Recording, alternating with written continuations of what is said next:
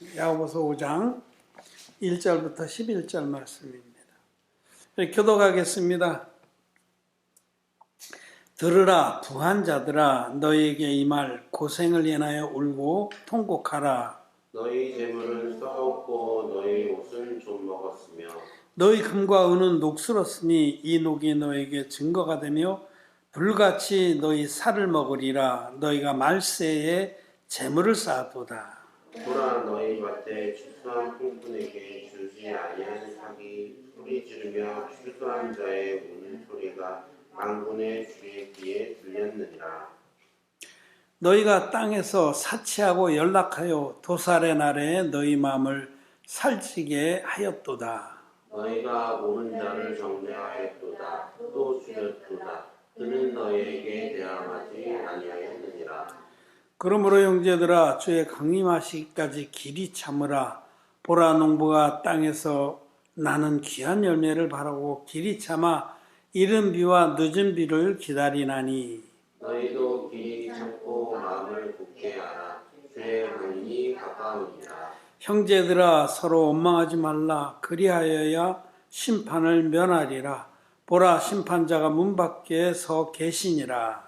형제들아, 주의 이름으로 말한 선지자들로 고난과 오래 참음에 본을 삼으라. 보라, 인내하는 자를 우리가 복되다 하나니 너희가 욥의 인내를 들었고 주께서 주신 결말을 보았거니와 주는 가장 자비하시고 긍휼히 여기시는 자신이라. 아멘. 예, 우리 성도 여러분 안녕하십니까? 또 반가운 패친 여러분도 이렇게 뵈서 정말 기쁘고 하나님께 감사를 드립니다. 정성진 님도 막 들어오셨는데 오늘 우리가 야고보서 5장의 말씀으로 귀한 은혜를 나누길 바랍니다. 오늘 드릴 말씀에는 사실은 참 깊은 부분에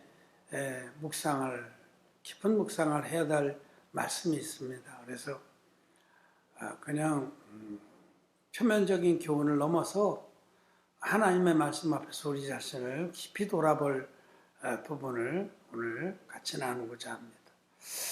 야고보서 5장 1절부터 11절 말씀은 두 부분으로 이렇게 나눌 수가 있습니다. 1절부터 6절까지는 이 마지막 때를 사는 성도들이 이 재물에 대해서 어떠한 자세를, 태도를 가져야 될지에 대해서 말씀하시고, 또 7절부터 11절에는 하나님께서 우리에 대해서 길이 참으시는 것 같이 우리도 이 마지막 때에 길이 참으며 인내로 믿음을 지키라 하는 그런 교훈입니다. 이 앞에 부분은 평이한 말씀이죠. 이 부분은 예수님 믿지 않은 자들에 대해서 경고한 것 같습니다. 표면적으로는 이 부한 자들아 하면서 들으라, 부한 자들아 너에게 말 고생을 인하여 울고 통곡하라. 야고보 사도가 이 서신을 써보낸 그 시대의 교회 밖에는 또 성도들의 가족들 중에는 이렇게 재물만을 쫓는 자들이 있었죠. 지금도 마찬가지입니다. 이렇게 하나님 믿지 않는 자들은 돈이 전부죠. 그래서 그들은 앉으나 서나 자나깨나 돈 걱정을 하고 돈을 쫓고 돈으로 만족하고 돈으로 자랑질하고 그렇습니다. 그들은 매먼, 즉 재물신을 섬기는 자들이죠. 그들은 이제 주님께서 강림하실 때 다 심판을 받고 자기들의 죄로 인해서 심판을 받고 영원한 지옥에 떨어질 겁니다. 근데 과연 이 말씀이 교회 밖에 있는 자들에게만 하신 말씀이냐? 그렇지 않습니다.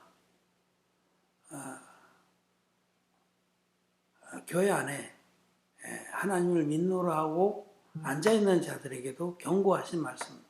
야고보서 2장에 보면은 어떤 말씀을 하시냐면 너희 가운데 어떤 부유한 사람이 손에 가락지를 끼고 화려한 옷을 입고 들어온 사람이 교회 안에 그런 사람이 들어오면 너희가 여기 좋은 자리에 앉으소서 하고 오늘 막 선대하고 가난하고 남루하고 보잘것없는 사람이 들어오면 너희가 저기 내 발치에 앉든지 돌아가든지 하라. 그렇게 하지 않느냐? 너희 소위가 악하다. 그렇게 책망하신 부분 있죠? 저는 지금 교회 안에 들어와 있는 자 중에 마음이 하나님 앞에서 바르지 못한 자들을 책망하신 말씀이 야고보서 2장에 있는데 이 재물에 관한 이 부분도 이건 믿지 않는 사람을 경고하고 책망한 것이다 라고만 생각할 일은 아닙니다. 이거는 1차적으로 그들에게 말한 것 같지만 예수님을 믿는다고 내가 구원을 받았다고 내가 죄사함받아 하나님 자녀라고 하는 자 중에도 하나님보다는 재물을 더 사랑하는 자들이 얼마든지 있을 수 있습니다. 그런 자들은 돌이켜야 됩니다. 여러분 재물이 뭡니까? 그거는 잠시 있다가 사라질 것이에요. 우리 가운데 주님께로 돌아가면서 아무것도 가지고 갈 자는 없습니다.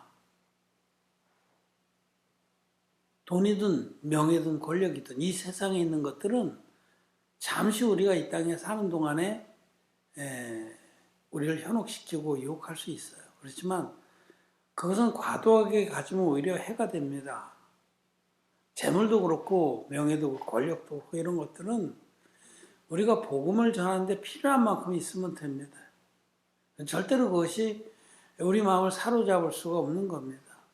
사단 마귀는 세례를 받으신 예수님께서 이제 본격적으로 복음을 전도하는 사역을 시작하시기 위해서 제일 먼저 광야로 가셔서 40주일을 금식하시면서 사단 마귀의 그 시험을 자초하셨어요. 끌어들인 겁니다. 예수님께서 이렇게 무대를 링을 만들어 놓고 스파링 파트너를 불러들인 거예요. 근데 그냥 부른 게 아니고 40주야를 금식하셔서 연약할 때로 연약할 때 마귀를 불러들였어요. 내가 이 정도로 지금 육신을 입으신 하나님, 성자 하나님도 육신을 입었기 때문에 우리가 똑같이 배고픔과 굶주림과 목마름과 추위와 아픔을 아시는 분인데 육신적으로 극도로 세약했을 때 스파링 파트너인 사단 마귀를 불러들였어요. 사단 마귀가 예수님을 유혹하고 공격한 게 이 세 가지입니다. 떡과 권력과 명예. 예수님께서 이것을 말씀으로 다 물리쳐 성령의 능력으로 다 물리쳤어요. 그렇게 하신 것은 우리들도 이 땅에 살아가면서 이 진리의 복음을 지켜서 영생에 이르기까지 사단 마귀가 주무기로 삼는 돈과 권력과 명예를 능히 이길 수 있다는 것을 우리에게 약속하신 겁니다. 담대하라. 내가 세상을 이겨노라. 그런데 이 하나님을 믿고 영생의 천국을 있는 줄 믿고 우리가 이 물과 피의 복음으로 이 진리의 복음으로 마음에 힘눈같이 해서 받아서 천국에 넉넉하게 들어간다고 믿는 또 그런 믿음을 고백한 하나님의 자녀 중에 성도 중에 안타깝게도 실질적으로는 입술은 하나님을 내가 믿고 천국이 가장 귀한 보화입니다. 천국은 마태 밭에 감추인 보화 같은 겁니다. 내가 이 보화를 얻기 위해서 내 모든 것을 다 팔아서 이 밭을 사겠습니다. 입술로는 그렇게 고백하지만은 실제로는 돈이 하나님보다 더 위에 있는 자들이 많습니다. 하나님 교회에 들어와 있던 자들 중에도 그렇다는 거죠. 그래서 돈 때문에 막 미워하고 돈 때문에 믿음이 흔들흔들하고 돈 때문에 고민하고 슬퍼하고 불행해하고 안타까운 거죠. 저는 그런 사람의 믿음은 굉장히 위태한 겁니다. 여기 그 고린도 야고보서 5장에 보면 5장 3절 끝부분에 너희가 말세에 재물을 쌓았도다. 우리에게 물질이 필요합니다. 필요한데 어디에 필요하냐면 우리들이 복음을 전하면서 살아가기 위해서 필요한 거예요. 복음은 전하는데 물질도 필요하고 우리도 육신이 있으니까 살아야 되니까. 그만큼 필요한 겁니다. 거기서 지나는 것은 이건 다 탐심이고 우상숭배입니다. 잠언서에 보면 그 아굴의 잠언에 보면 내가 하나님께 평생에 두 가지를 구하였사오니 그 두 가지 중에 한 가지가 뭐냐면 나로 하여금 가난케도 마옵시고 부하게도 마옵소서.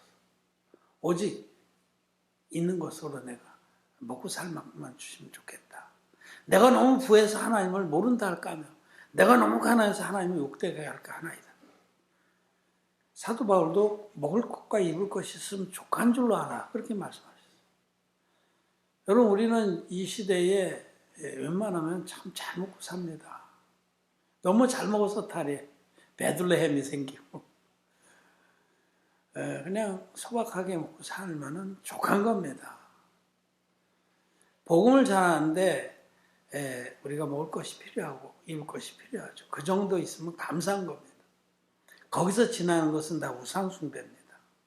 그래서 그 부분의 교훈은 뭐 그 정도로 말씀을 드리면 되고 이제 7절부터 11절까지 4절이 4절 말씀이 오늘 집중적으로 볼 부분인데 여기 말씀은 이제 주님의 강림이 가까웠다 이 말씀하시고요. 2000년 전에 사도들의 시대에도 그들은 그렇게 믿었습니다. 그들이 그러면 그 당시에 성도들을 속인 거냐? 그들에게 막 주님 가까웠다고 그래서 막 물질을 뜯어내가지고 자기들이 호의호시했냐? 그렇지 않습니다. 사도 베드로는 주의 날은 하루가 천년 같고 천년이 하루 같다. 그런 말씀하시죠. 주의 날이 더딘 것 같지만은 절대 더딘 게 아닙니다. 우리는 주님의 날이 가까운 줄 알고 믿는 것이 바른 믿음입니다. 그렇게 해서 정말 마음에 이런 그 마귀의 유혹이 들어와도 물리치고 오직 순수한 믿음으로 하나님을 기쁘시게 하다가 주님께로 간다면 그럼 복된 거죠. 자금 이후로 주 안에서 자는 자들이 복되도다. 우리가 믿음을 잘 지키다가 환난이 오기 전에 잠자게 되면 죽게 육신의 죽음을 맞으면 참 복된 겁니다. 근데 정말 주님이 오실 때는 먼저 재난의 시대가 오지 않아요? 큰 재난들, 지진과 기근과 처처의 난리와 난리의 소문들과 전쟁과 이런 일이 있다가 그 다음에는 환란으로 넘어갑니다. 이 자연재해 시대가 막 극대화되다가 환란은 이제는 그 사다마귀가 본격적으로 전면에 나서서 자기의 그 하수인, 땅에서 나온 짐승, 자기 하수인 되는 세상 지배자를 이용해서 극한 환란으로 우리를 이끌어가는 시대가 올 겁니다. 666 표를 받는 그런 극한 어려움, 그걸 받지 않으면 식량도 배고받지 못하고 막 모든 불이익을 당하고 압제를 당하고 고문을 당하고 그런 환난의 시대를 겪습니다. 거듭난 의인들도 그 환난의 시대를 겪습니다. 근데 하나님께서 그 때를 감화해 주시기 때문에 우리들이 어느 정도 환난을 겪다가 휴거에 참여하게 될 겁니다. 어떤 자들은 환난전 휴거서를 얘기하는데 그렇지 않습니다. 계시록을 읽어보고 모든 말씀을 읽어보면 환난의 그 어려운 때들을 겪다가 다만 믿음을 가진 우리들이 배도하기 전에 주님께서 우리를 다 들어 올리십니다. 그러니 이 진리의 복음을 믿는 믿음을 가지고 있다가 일찍 쉬는 사람들 복이 있습니다. 저도 그렇게 되기도 바라고 환난에 들어가는 걸 누가 바라겠어요. 그렇지만은 주님 오실 때까지 그때까지는 허락하시는 안에서 복음을 힘있게 전하다가 주님을 뵙기를 바랍니다. 자, 주의 날이 사도들의 시대보다 훨씬 단촉해졌죠. 지금은 이제 자연재해들이 슬슬 시작이 되고 있습니다. 아시잖아요. 기후변화라든지 이런 큰 지금 북극의 그 만년설은 1980년대에 비해서 절반으로 줄었습니다. 대단한 겁니다. 북극의 만년설이 덮고 있는 그 면적이 절반으로 줄었다는 거예요. 지금 나머지가 없어지는 건 그 시간보다 훨씬 짧습니다. 기하급수적으로 온실 효과가 증가하기 때문에. 그래서 지금 과학자들은 앞으로 20, 30년 내에 말할 수 없는 그런 재난이 덮을 것으로 예측을 하고 있습니다. 과학자들의 얘기예요. 어떤 천국을 갔다 왔다 이런 그런 사기꾼들 그 악한 영에 사로잡혀서 무슨 엉뚱한 그런 반노라, 드럽노라 하는 그런 것들은 다 믿지 마십시오. 우리는 기록된 말씀만 믿습니다. 그리고 과학자들이 과학적으로 증거하는 것도 우리가 신뢰할 만한 것도 신뢰하죠. 그런데 단촉하여졌다. 이 때가 단촉하여진 거로 하신 말씀을 우리가 볼 때에 정말 이 때가 단촉해졌습니다. 멀지 않아서 재난의 시대가 올 겁니다. 지금도 그 초입에 들어왔다고 저는 믿습니다. 극한 재난이 계속되면 세상이 혼란에 빠지고 바다에서 나온 짐승, 땅에서 나온 짐승들이 등장하게 될 거고, 그런 마귀의 조정을 받는 그런 그 능력자들이 세상을 지배하고 또 통일해서 모든 사람이 그의 수하에 들어갈 겁니다. 극한 어려움에 들어가면 자기를 영혼을 팔아요. 표를 받습니다, 사람들은. 우리는 절대로 그렇게 안 하죠. 표를 깨먹고 죽을지언정. 근데 이래 그날이 가까웠으므로 우리는 더욱더 믿음을 지켜야 합니다. 야고보서 5장 7절부터 11절을 말씀은 정말 우리를 모든 죄에서 흰눈같이 깨끗이 씻어주신 그 진리의 복음을 지켜야 됩니다. 배도하는 일은 없어야 됩니다. 비록 우리는 부족할지라도 하나님이 우리를 모든 죄에서 구원하신 그 복음은 완전합니다.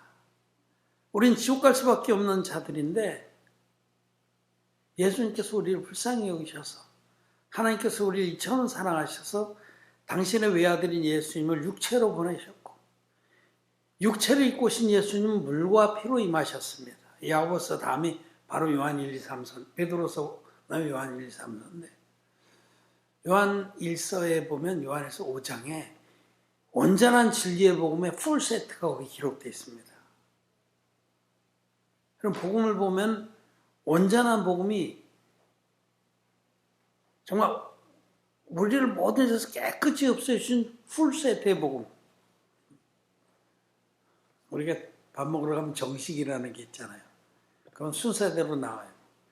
에피타이저도 나오고 쭉 나와요. 그래서 처음에서부터 끝까지 다 먹으면 이제 정식을 잘 먹은 건데, 복음도 여러분, 복음 전체를 얘기한 부분인데 그게 바로 요한에서 5장입니다. 다른 부분에서는 복음의 일부분만 말씀해요. 예수님은 하나님의 아들이시다. 그것도 복음의 일부분이에요. 그 예수님이 육체를 입고 오신 그 예수님이 물과 피로 우리의 모든 죄를 없앴다고 요한일서 5장에서 말씀하십니다. 물은 뭐냐면 요단강물에서 받으신 세례입니다. 그 세례가 복음에서 아주 중요합니다. 이 세례가 인류의 모든 죄를 예수님의 등 뒤로 다 넘긴 세례입니다. 구약의 허다한 계시들이 이 예수님의 세례를 가리키고 있습니다. 여러분, 구약의 모든 속죄제사, 화목제사를 보세요. 흠없는 제물과 안수와 피 흘림, 이 세 가지로 되어 있잖아요. 예수님은 하나님이신데 육신 입고 오셨다. 그 예수님이 인류의 대표적인 세례원에게 세례를 받으심으로 우리가 이와 같이 하여 모든 의를 이루는 것이 합당하니라. 마태복음 3장 15절에 말씀. 너는 나에게 세례를 받고 안수를 받고, 당신은 세례요한이 당신은 나에게서 안수 형태로 세례를 받고 당신은 나의 세례로 세상 죄를 다 넘겨받음으로 이 세상의 모든 의를 이루는 것이 합당하다라고 예수님이 그렇게 명령하신 겁니다. 예수님 그 세례를 받으시고 세상 죄를 지고 가는 하나님의 어린 양이 되셨어요. 그래서 세례 받은 이튿날에 세례관에 그 증거를 하는 거예요. 보라, 세상 죄를 지고 가는 하나님의 어린 양이로다. 예수님 세례의 비밀을 알지 못하면 이 말이 무슨 뜻인지 모르는 거예요. 갑자기 어디서 뚝 떨어졌나? 예수님 등 뒤로 세상 죄가 뚝 떨어졌나? 어떻게 예수님 세상 죄를 지고 가게 되셨나? 예수님 세례받은 이튿날 그 증거가 나왔다는 사실을 지목해야 됩니다. 예수님 세례를 받으심으로 세상죄, 나와 여러분들의 모든 죄, 일생에 앞으로 지을 죄까지도, 앞으로 태어나지도 않은 그 어떤 자의, 어떤 어린아이의 죽을 때까지 지을 죄까지도 세상죄입니다. 아담에서부터 세상 종말까지의 모든 죄가 예수님께로 다 넘어갔다고 성경은 기록하고 있습니다. 그래서 세상죄를 지고 예수님이 십자가로 가신 거죠. 세상죄를 지고 간 하나님의 어린 양 십자가에서 다 이뤘다기까지 피 흘려서 인류의 모든 죄를 하나님 편에서 다 갚아주셨습니다. 이 풀세트의 복음, 흠없는 어린 양으로 오신 예수님께서 인류의 대표자, 여자의 몸에서 난 중에 가장 큰 죄의 세례니까 안수형식으로 세례를 받아서 인류의 모든 죄를 예수님께 다 넘기고 예수님이 세상 죄를 지고 십자가에 가셔서 다 이뤘다 하기까지 당신의 거룩한 보혈로 죄값을 다 지불 하신 이 세 가지를 다 포함한 복음이 풀세트의 복음입니다. 그래서 요한일서 5장 8절에 증거하는 이가 세 분이시니 성령과 물과 피라. 또한 이 셋이 합하여 하나니라. 이 세 가지 증거가 다 있는 거라야 온전한 복음이다라고 말씀하는 거예요. 예수님도 이 땅에 계실 때 내 살을 먹고 내 피를 마시는 자는 영생을 얻는다. 내 살은 예수님의 육체, 몸, 이거는 받으신 세례를 계시하는 거예요. 몸뚱이가 있어야 세례를 해서 죄를 넘기죠. 내 피를 마신 자, 십자가의 피, 내 살과 내 피, 이 두 가지를 다 믿어야만 영생을 얻는다는 겁니다. 성찬식에서도 떡을 떼어 난 내 몸이니 받아 먹어라. 너희들은 세례를 믿어라. 또 잔을 들어서 기념하시고 하나님께 축사하시고 받아 마시라. 이것은 너희들 위해 흘리는 내 언약의 피니라. 아니 예수님 십자가의 피만 믿어서 구원이라면 뭐하러 떡을 떼서 나눠주겠어요? 뭐하러 내 살을 먹고 내 피를 마시는 자가 영생을 얻는다고 그랬어요? 그 살은 떼버리죠. 성경의 구약서부터 주님의 모든 신약의 말씀들은 다 성령의 증거와 물의 증거와 피의 증거, 이 세 가지 증거가 다 있는 것이 온전한 복음이다. 이 셋이 합하여 하나라고 말씀을 합니다. 이 복음을 믿는 자들, 그런 자들만이 거듭난 자들이에요. 거듭났다는 것은 죄인이 의인된 역사입니다. 마음에 제가 그들이 많은데 이 온전한 복음이는 여러분 제가 예수님 세례받을 때 단번에 예수님께 넘어갔다라고 성경 기록하고 있고 성경에 기록된 말씀을 믿는 것이 믿음입니다. 이렇게 믿는 사람은 죄가 없습니다. 그래서 사도 바울이 갈라디아서 2장 20절에서 내가 그리스도와 함께 십자가에 못 박혔나니 사도 바울이나 저나 여러분이나 예수님 세례로 예수님과 연합됐기 때문에 예수님이 돌아가실 때 우리는 예수님 안에서 함께 못 박혀서 이미 옛사람이 죽었습니다. 죄의 몸이 멸했습니다. 이 진리의 복음을 모르면 사도 바울의 모든 서신들이 해석이 안 됩니다. 바울은 죄의 몸이 멸해서 다시는 죄에게 종으로 하지 않게 하려 함이니라고 고백을 했는데 그게 무슨 말인지 해결이 안 돼요. 내가 그리스도한테 십자가에 못 박혔다는 말이 이게 무슨 뜻인지 알 수가 없어. 예수님 세례의 비밀, 이 풀세트의 복음을 모르면은 그걸 믿지 않으면요 여전히 죄인입니다. 내 죄가 예수님께 넘어간 증거의 말씀이 없기 때문에 예수 믿는 죄인으로 남을 수밖에 없는 겁니다. 지금 기독교인들이 기독 죄인으로 남는 이유는 그들이 풀세트의 복음, 온전한 원형 복음을 모르기 때문입니다. 저희가 복음을 전하는 우리 모임은 원형 복음 선교예요. 성경이 기록한 성경 그대로의 복음을 전하는 겁니다. 성경 그대로의 복음을 전하는 자들은 죄가 없습니다. 그 복음 믿는 자들은 의인입니다. 의인. 흰눈같이 죄가 씻어진 의인들이. 우리는 부족할지라도 주님이 행하신 구원의 역사가 너무 완전하기 때문에 의인이 된 겁니다. 야고보도 그래서 사도 야고보, 사도 베드로, 사도 요한, 사도 바울 이 모든 사도들이 기록한 성경을 보세요. 이거 바로 우리 야고보서 5장 1절부터 11절 말씀 그 나머지 부분에 이제 20절이 끝인데 그 중에 보면 의인의 간구는 역사하는 힘이 많으니라. 마음에 저가 있는 기독교인들은 이 말씀 찔리죠. 의인의 간구라고 그랬지 죄인의 간구라고 안 했어요. 사도 바울은 로마서 1장 17절에서 오직 의인은 믿음으로 말미암아 살리라. 아직 마음에 죄가 있는 그런 기독교인들은 거듭 못난 분들이에요. 예수님을 열심히 믿는 건 가상하지만 오늘 말씀을 들으면서 어느 부분에서 다시 시작해야 되는지 생각해야 됩니다. 예수 그리스도의 이 완전한 복음, 원형의 복음, 성경대로의 복음, 사도 바울은 이것을 고린도전 15장에서 성경대로 그리스도께서 우리 죄를 위해서 죽으시고 성경대로 다시 살아나서 이 성경대로의 복음은 성령의 증거와 물의 증거와 피의 증거를 다 가지고 있는 온전한 복음. 이 복음을 믿는 자는 죄가 없습니다. 우리는 죽을 때까지 보여갈지라도 죽을 때까지 그 모든 죄를 주님께서 당신의 받으신 세례로 다 빨아들여서 당신 육체에 심어서 십자가에서 깨끗이 갚아주셨기 때문에 주님이 하신 일이 완전하기 때문에 주님의 완전한 구원의 복음 믿음으로 우리는 죄가 없습니다.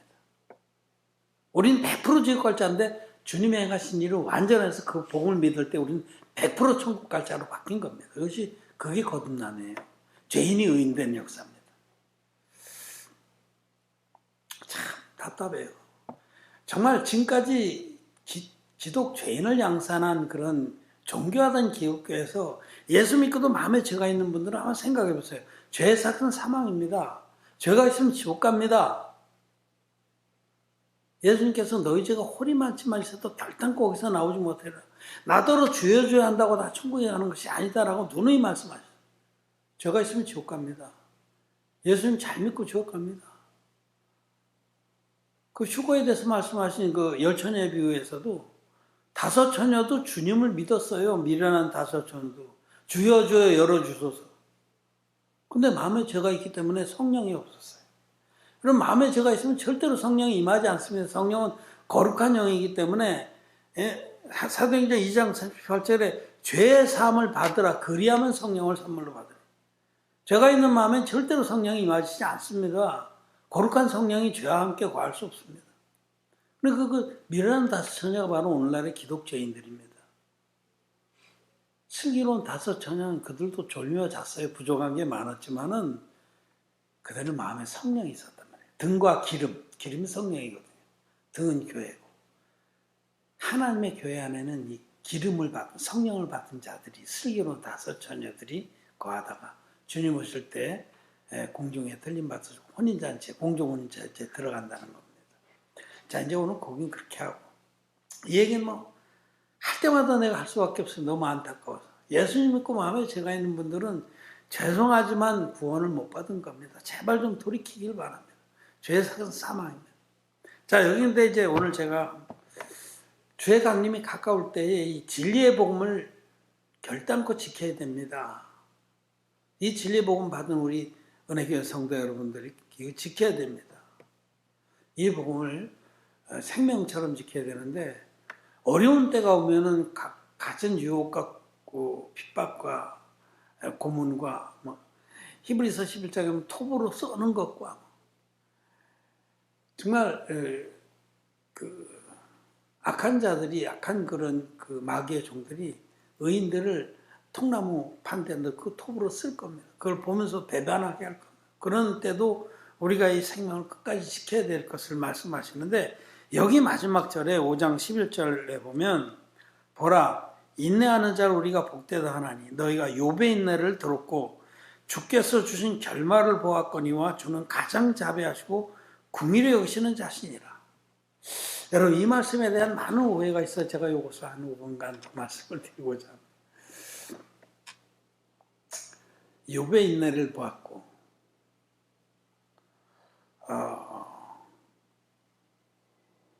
욥의 인내를 들었고 주께서 주신 결말을 보았거니와 주는 가장 자비하시고 긍휼히 여기시는 자신이라. 여러분 욥이 참 욥기를 읽어보면 정말 어떻게 보면 하나님이 원망스러워요. 왜냐하면 욥기 처음에 1장에 보면 욥보다 하나님을 경외하고 의로운 자가 없다라고 말씀을 하세요. 그렇죠? 얼마나 그가 하나님을 경외하고 의로웠는지 자기 자식들이 이렇게 잔치를 열고 하면 그 자식들 혹시나 잔치 중에 포도주 많이 먹고 말에 실수를 했을까봐 서로 상처를 주고 죄를 졌을까봐 그 자식 숫자대로 번제를 드렸어요. 자기가 알지 못하는 그런 죄를 졌을까 두려워. 그런 정도로 그는 하나님 앞에서 거룩한 삶을 살려고 노력했던 거예요. 한마디로 욥은 동방에서 욥보다 의로운 자를 보지 못했다고 하나님께서 말씀할 정도로 의로운 자였어요. 근데 그 의로운 롯을, 욥을 하나님이 사단 마귀에게 내어줍니다. 허락해서. 그래서 하루아침에 10자식을 다 잃어버려요. 자식도 잃어버리고 그다음에 모든 자산도 다 잃어버려요.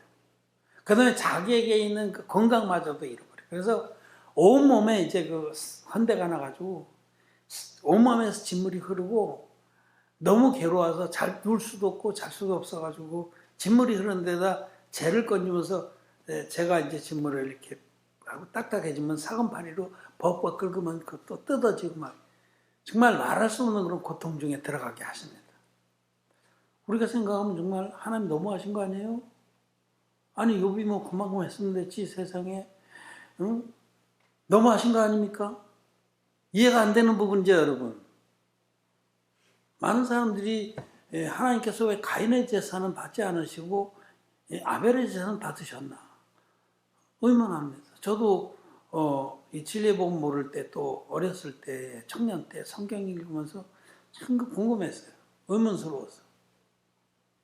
여러분들 지금도 의문스러우면 진리의 복음 몰라서 그런 거죠. 이 복음 안에서 이 모든 성경은 열립니다. 복음이 모든 성경의 그 비밀스러운 방들을 여는 열쇠입니다. 이 말씀에서 우리가 볼 것은 욥의 인내가 아니라 하나님의 인내를 봐야 됩니다. 욥이 길이 참은 것 같지만 하나님께서 욥을 길이 참아줬다는 사실을 알아야 됩니다. 그럼 쇼킹하죠?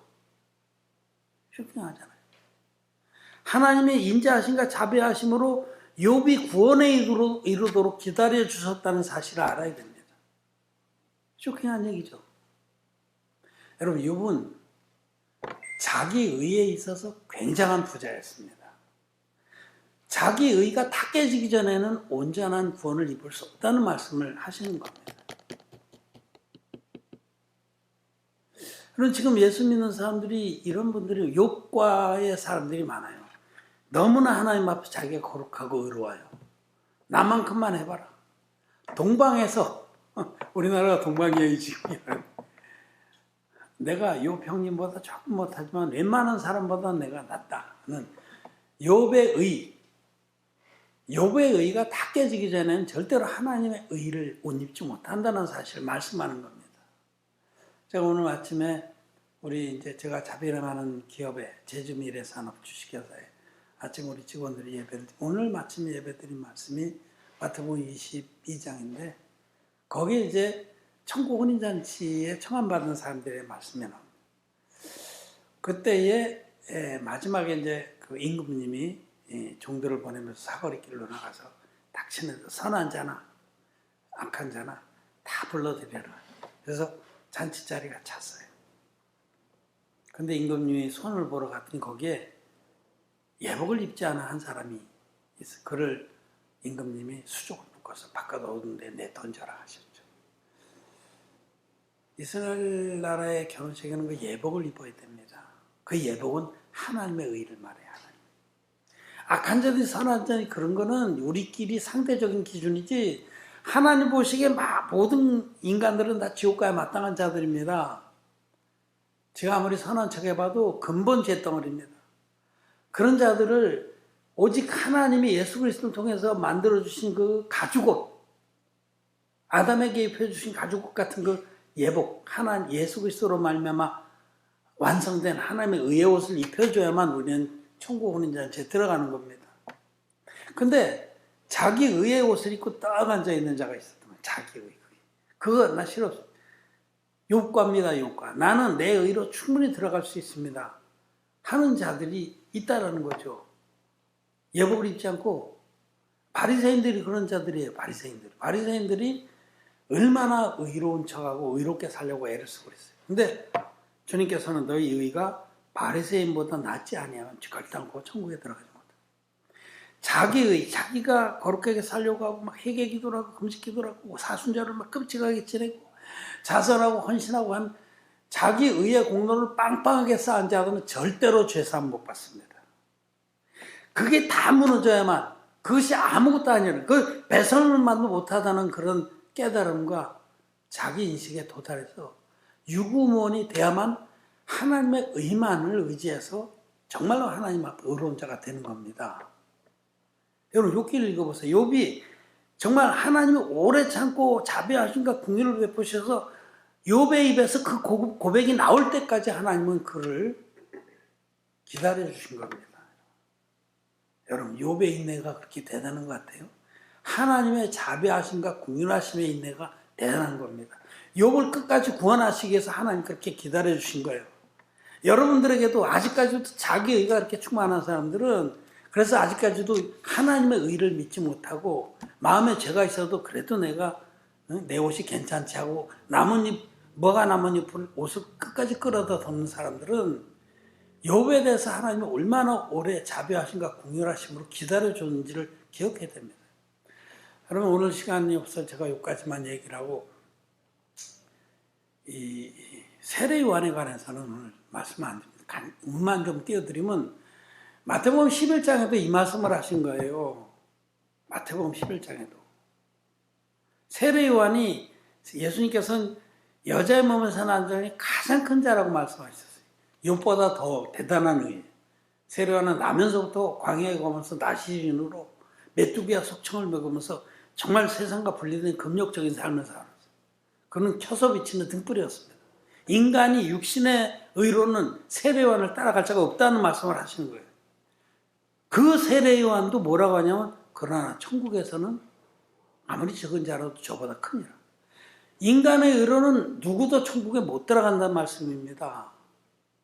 이런 부분의 말씀을 오해해가지고 그 앞에 보면 세례요한이 자기 제자들을 예수님께 보내면서 오시리가 당신입니까? 아니면 우리가 또 다른 사람을 기다려야 하나이까?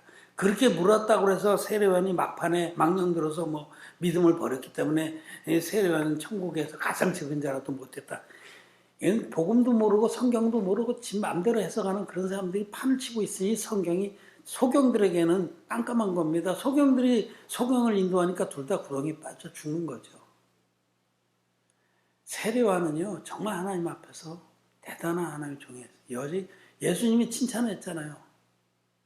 여자 몸에서 난 자 중에 저보다 큰 이가 없다. 세례요한은 예수님께 세례를 베풀자마자 자기 제자들을 다 보냈어요. 그렇게 대단한 분이고 귀한 분입니다. 그때까지 감옥에서 세례요한은 찌질이 제자들이 끝까지 그 세례요한에 충성하려는 자들이 있었다는 거죠. 아무리 발로 떠밀어도 안 가. 야 이놈들아 나는 끝났어. 나는 이제 내 스스로 이제 죽을 거예요. 내가 헤롯에게 내가 도전해서 죽을. 제발 저분에게 가라. 그래 너희 살 길이라고. 발로 떠다 밀어도 안 가는 놈들이 있었다는 겁니다. 그 상황을 좀 보세요. 함께 이제 그 부분을 제가 소상히 말씀드립니다.